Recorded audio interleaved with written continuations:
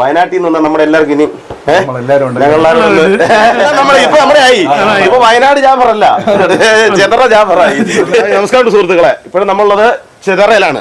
അതായത് നമ്മുടെ റാഫിക്കയുടെ വീട്ടിൽ വന്നിരിക്കുകയാണ്. ഒരു ഏപ്രിൽ 13 നമ്മൾ ഇതിന്റെ ഒരു വീഡിയോ ഇട്ടിരുന്നു. ഈ ഒരു വീടും വസ്തുവും റാഫിക്കയുടെ ഒരു ബുദ്ധിമുട്ട് കാരണം നമ്മളൊരു നറുക്കെടുപ്പ് പോലെ വെച്ച് ചെയ്യുന്നു എന്ന് പറഞ്ഞ് അത് ജൂൺ 1 നമ്മൾ നറുക്കെടുക്കെന്നാണ് പറഞ്ഞത്. ആ കറക്റ്റ് ജൂൺ 1 തന്നെ നമ്മൾ ഒരാളെയും പറ്റിച്ചിട്ടില്ല അല്ലേ? ജാഫ്രിക്ക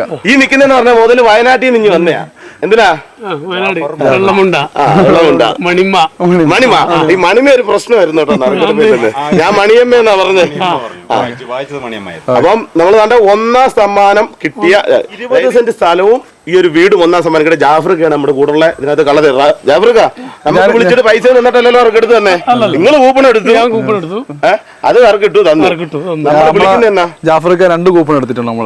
ഞാൻ 2 കൂപ്പൺ എടുത്തു. പിന്നെ 1-ാം തീയതി വൈകുന്നേരമാണ് എന്നെ വിളിക്കുന്നത്. അപ്പൊ ഞാൻ വേറൊരു തിരക്കിലായതുകൊണ്ട് എനിക്ക് ഫോണൊന്ന് 2 പ്രാവശ്യം അറ്റൻഡ് ചെയ്യാൻ പറ്റിയില്ല. 3ാമത് എടുത്തു. അന്നേരം ഇങ്ങനെ പറഞ്ഞു നിങ്ങൾക്കാണ് ഫസ്റ്റ് പ്രൈസ് അടിച്ചത്. അപ്പൊ ഞാൻ പറഞ്ഞു തിരിച്ച് എന്താ ചെയ്യാ, വിളിക്ക. വേറെ തിരിച്ചു വിളിച്ചു. 9 ദിവസം കഴിഞ്ഞു. എന്തൊക്കെ ലേറ്റ് ആയി പോയെ? അത് എനിക്ക് കുറച്ച് നാട്ടിൽ കുറച്ച് ബുദ്ധിമുട്ടും കാര്യങ്ങളുണ്ടായിരുന്നു. ഒരു മകന്റെ ഒരു കല്യാണ പ്രശ്നമില്ലായിട്ട് പിന്നെ പെരുന്നാളും എല്ലാം കൂടെ ഈ ഒരു 9 ദിവസം വരാഞ്ഞിട്ട് ഞാൻ റാഫിക്കൊക്കെ ഇവിടെ ഭയങ്കരമായിട്ട് ഞാൻ ജാഫ്രിക്കായി വിളിച്ചോണ്ടേയിരുന്നു. ഞാനും വിളിച്ചു 2 വട്ടം 3 വട്ടം വിളിച്ചു. അപ്പൊ നമ്മൾ ഇതിന്റെ സന്തോഷമുണ്ട്. ജാഫ്രിക്ക ഇത് കിട്ടാൻ അർഹനായിട്ടുള്ള മനുഷ്യനാണ്. അപ്പൊ നമുക്ക് അതിൽ വളരെ സന്തോഷമുണ്ട്. ജാഫ്രിക്ക കൊടുക്കുന്നതിൽ നമുക്ക് വളരെ സന്തോഷമുണ്ട്. എന്തായാലും വയനാട്ടുകാരെ ഇനി കൊല്ലംകാരനാവുക. ഇനി നമ്മളെ കൂടെ നിന്ന് എല്ലാ സഹോദരങ്ങൾക്കും ഒരുപാട് നന്ദി. നമ്മളെ കൂപ്പൺ എടുത്ത് നമ്മളെ സഹായിച്ച് കൂടെ നിന്ന് എല്ലാവർക്കും ഒരുപാട് നന്ദി. അത് നമുക്ക് അർഹതപ്പെട്ട ഒരാളെ കയ്യിൽ എത്തിയിട്ടുമുണ്ട്. അപ്പം എന്താണെന്ന് വെച്ച് കഴിഞ്ഞാല് നമ്മള് ഈ ഒരു അന്നത്തെ വീഡിയോയില് ഈ പിന്നെ റാഫിക്കയുടെ സംസാരം ഇന്നത്തെ റാഫിക്കയുടെ സംസാരം കേൾക്കാൻ പറയാം. കാര്യങ്ങളൊക്കെ ക്ലിയർ. ഈ കാര്യങ്ങൾ ക്ലിയർ ആയ എങ്ങനെയാന്ന് വെച്ച് കഴിഞ്ഞാല് ഈ നമ്മുടെ കൂടെ സഹകരിച്ച ഓരോ ആളുകളും അത്രത്തോളം സപ്പോർട്ട് ചെയ്തുകൊണ്ട് അപ്പം അത് ഒരു അർഹതപ്പെട്ട ആളുടെ കയ്യിലെത്തി. അതുപോലെ 2ാം സമ്മാനമായിട്ടുള്ള കാറ് ഒക്കെ തിരിച്ചെന്നൊന്നും പറഞ്ഞൊരു ഇഷ്യൂ നടന്നുകൊണ്ടിരിക്കുന്നു. എന്തും അതിനെ കുറിച്ച് പറയാം. അത് നമ്മളെ 20 കൂപ്പൺ എടുത്ത ഒരാളാണ്, ഖത്തറിൽ നിന്നുള്ള ഒരാളാണ്. പുള്ളി ആദ്യമേ ഒരു 5000 കൂപ്പൺ എടുത്ത ആളാണ്. അപ്പം പുള്ളി ഈ സമ്മാനം അടിച്ച ഉടനെ നമ്മൾ പുള്ളിയെ വിളിച്ച് കാര്യം അറിയിച്ചിട്ടുണ്ടായിരുന്നു. അപ്പൊ ഇത് കേട്ടോണ്ട് ഇൻഷാല്ലാന്നൊരു ഇത് മാത്രമേ ഇട്ടിട്ടുള്ളായിരുന്നു. പിന്നെ ഒരു ദിവസം ഞാൻ വീണ്ടും നമ്മൾ വോയിസ് ഇട്ട് അങ്ങനെയാണ് ഒരു കാർ അടിച്ചിട്ടുള്ളത്, നിങ്ങൾക്ക് ഒരു മറുപടി തരണമെന്ന് പറഞ്ഞ്. അപ്പം പുള്ളി വീണ്ടും ഒരു ദിവസം കഴിഞ്ഞാൽ നമുക്ക് മറുപടി തരുന്നത്. തിരക്കുള്ള രാവിലെ സുബഹിസ്കാരം കഴിഞ്ഞ് വന്നിരുന്നിട്ട് പുള്ളി പറഞ്ഞു ഇതുപോലെ. അപ്പൊ അയാൾ തലേന്ന് അവരെ മാനേജർ വിളിച്ചിരുന്നു, കാര്യങ്ങളൊക്കെ ആളാണ്.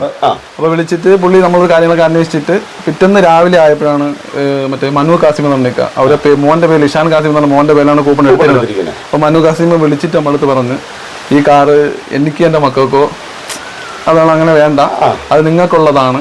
അപ്പൊ അതുകൊണ്ട് നിങ്ങൾ തന്നെ അതെടുത്തോ. റാഫിക്കയുടെ ഒരു അവസ്ഥ ഇതിനകത്ത് ഇപ്പൊ വ്യക്തമായിട്ടുണ്ട്. പലരും പറയുന്നു കാറ് നമ്മൾ മനഃപൂർവ്വം കൊടുത്തില്ല, അല്ലെങ്കിൽ അത് കിട്ടിയത് വീണ്ടും അതിന് ഇരട്ടി വിലയുള്ള വണ്ടി അവരുടെ കയ്യിലുണ്ട്.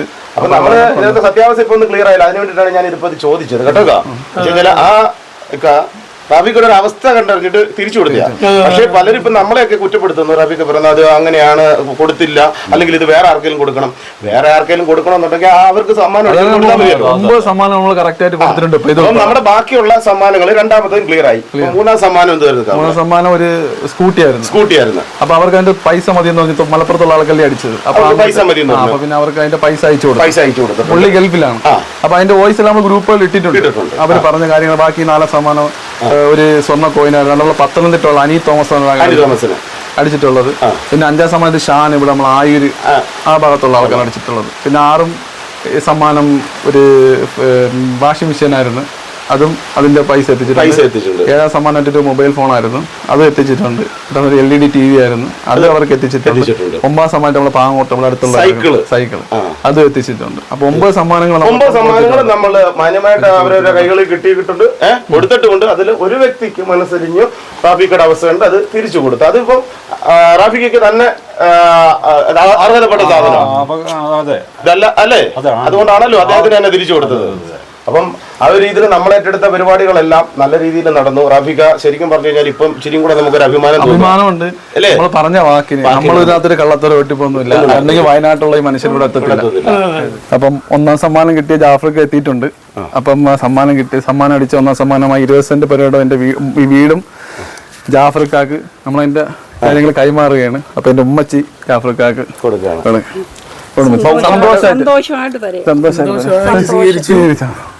സന്തോഷമായിട്ട് നമ്മൾ കൊടുക്കുകയാണ് ജാഫർക്ക്. ഉമ്മ തന്നെ എന്ന് പറഞ്ഞത് 1-ാം തീയതി എന്റെ മോനെ ഒന്ന് സഹായിക്കണം, വാക്ക് മാറ്റത്തില്ല എന്ന് പറഞ്ഞു. ആ വാക്ക് മാറ്റിയിട്ടില്ല. വ്യത്യസ്തമായിട്ട് നമ്മൾ അത് ഏൽപ്പിക്കുക. 1ാം സമ്മാനം അടിച്ചു എന്നുള്ള നിലയിൽ നമ്മുടെ ഒരു നറുക്കെടുപ്പ് വേണ്ടി ഒരു അഭിപ്രായം. നറുക്കെടുപ്പ് ഞാൻ പല നറുക്കെടുപ്പും കണ്ടിട്ടുണ്ട്. ഇത് ജെന്യൂനായിട്ടുള്ള നറുക്കെടുപ്പാണ്. 1ാം സമ്മാനം അടിച്ച ഞാൻ വയനാട്ടിൽ എനിക്ക് കിട്ടണമെങ്കിൽ അത് ജെന്യൂൻ ആയിരിക്കുമല്ലോ. എത്തണമെങ്കിൽ ജീവിതത്തെ ആദ്യമായിട്ട് കാണുന്നത് നമ്മൾ രണ്ടുപേരും ഫോണിൽ ബന്ധമില്ല. നറുക്കെടുപ്പ് ടിക്കറ്റ് എടുത്ത് അന്നത്തെ ഒരു ബന്ധമേ ഉള്ളൂ. വിജയാണെന്ന് അറിഞ്ഞ സമയത്തുള്ളൊരു ബന്ധം അതേ ഉള്ളൂ. പിന്നെ ടിക്കറ്റ് എടുക്കുമ്പോൾ ഒരു ബന്ധം ഉണ്ടായിരുന്നു. ഫോണിൽ കൂടെ സംസാരിച്ചിട്ട് ഹായ് വിട്ടിട്ടെടുത്തത്. പിന്നെ സംസാരിക്കുന്നത് നറുക്കെടുപ്പ് കഴിഞ്ഞ് ആ സമയത്താണ്. സന്തോഷം കിട്ടിയാലും സന്തോഷം. പിന്നെ ഞാൻ വയനാടാണ്. വയനാട്ടിൽ നിന്ന് കൊല്ലത്ത് വന്നിട്ട് ഇത് രജിസ്റ്റർ ചെയ്യാനും ഇങ്ങനെല്ലാം പല ബുദ്ധിമുട്ടും കാര്യമെല്ലാം അവിടെയാണുള്ളത്. പിന്നെ ഇവിടെ ഫ്രണ്ട്സും ഇല്ല. എനിക്ക് റാഫീനെ പരിചയപ്പെട്ടത് മുതൽ വിശ്വാസമാണ് ആളെ. വിശ്വാസമായി. പിന്നെ എനിക്ക് കുറച്ച് ബുദ്ധിമുട്ടും കാര്യങ്ങളുണ്ട്. അതുകൊണ്ട് ഞാൻ എന്ത് ചെയ്യുന്നു, അദ്ദേഹത്തിനെ ഏൽപ്പിച്ചിട്ട് അത് അതിന്റെ മാന്യമായ നാട്ടു നടപ്പിൽ വിലക്ക് വിറ്റിട്ട് ക്യാഷ് ആണ് കേക്ക് വേണ്ടത്. കറക്റ്റ് പറഞ്ഞാല് പിന്നെ ജാഫറിക്ക വയനാട്ടിൽ നിന്ന് കൂടെ താമസം നടക്കത്തില്ല. വിൽക്കണം, ഇവിടെ നിന്ന് വിൽക്കാനും പറ്റത്തില്ല. അതുകൊണ്ട് റാഫിക്ക് വിശ്വാസം ഉള്ളതുകൊണ്ട് കച്ചവടം നടക്കുന്ന ആ സമയത്ത് വന്ന് മേടിക്കുന്ന അങ്ങ് രജിസ്റ്റർ ചെയ്തു കൊടുക്കും. എന്തായാലും അത് നല്ലൊരു കാര്യമാണ്. പൈസയാണ് ആവശ്യം. അപ്പൊ വീഡിയോ കാണുന്ന ആർക്കെങ്കിലും 20 സെന്റും ഒരു അടിപൊളി വീട് കൊണ്ട് വേണമെങ്കിൽ നമ്പർ നമ്മൾ വെച്ചിരിക്കാം. ബന്ധപ്പെട്ട് കഴിഞ്ഞാല് കച്ചവടം നടക്കും. മാന്യമായിട്ടുള്ള വിലക്കാണ് കച്ചവടം നടക്കും. അത് നമ്മുടെ ജാഫർക്ക് ഒരു സഹായമാവും കേട്ടോ. അർഹതപ്പെട്ട കൈകളിൽ എത്തിയെന്ന് വേണ്ട ആ വർത്തമാനത്തിൽ നമുക്ക് മനസ്സിലാവും അല്ലേ റാവിക? എന്തായാലും ഓരോ സമ്മാനങ്ങളും കിട്ടിയത് അർഹതപ്പെട്ടവർക്ക് തന്നെയാണ്. അപ്പം എന്തായാലും നമുക്ക് ഇത്രയും നല്ല രീതിയിൽ കാര്യങ്ങളൊക്കെ ചെയ്യാൻ സപ്പോർട്ട് എന്ന് പറയുന്നത് സോഷ്യൽ മീഡിയ, നമ്മുടെ വീഡിയോ കാണുന്ന ഓരോ ആളുകൾ, അവരുടെ സപ്പോർട്ട് ഇല്ലെങ്കിൽ ഒരിക്കലും നമുക്ക് ഇതുപോലെ ആവുന്നില്ല. അവർ നമുക്ക് തന്ന സപ്പോർട്ടിന് നമ്മൾ കറക്റ്റായിട്ട് അവരുടെ അടുത്ത് തിരിച്ച് അത് കറക്റ്റ് കാര്യങ്ങൾ ചെയ്ത് ആ ഒരു സത്യസന്ധത കാണിച്ചിട്ടുണ്ട്. അപ്പോൾ ഇനിയും പല പല കാര്യങ്ങളുമായിട്ട് നിങ്ങളുടെ മുന്നിലൊക്കെ നമ്മൾ എത്തും. അപ്പോൾ ഇതുപോലെയൊക്കെ തന്നെ നമ്മളെ സപ്പോർട്ട് ചെയ്യണം. ഇതേപോലെയൊക്കെ തന്നെ വിശ്വാസമായിട്ട് എല്ലാ കാര്യങ്ങളും നമ്മൾ ചെയ്യും. അപ്പം എല്ലാവർക്കും വയനാട്ടിൽ നിന്ന് നമ്മുടെ എല്ലാവർക്കും ഇനി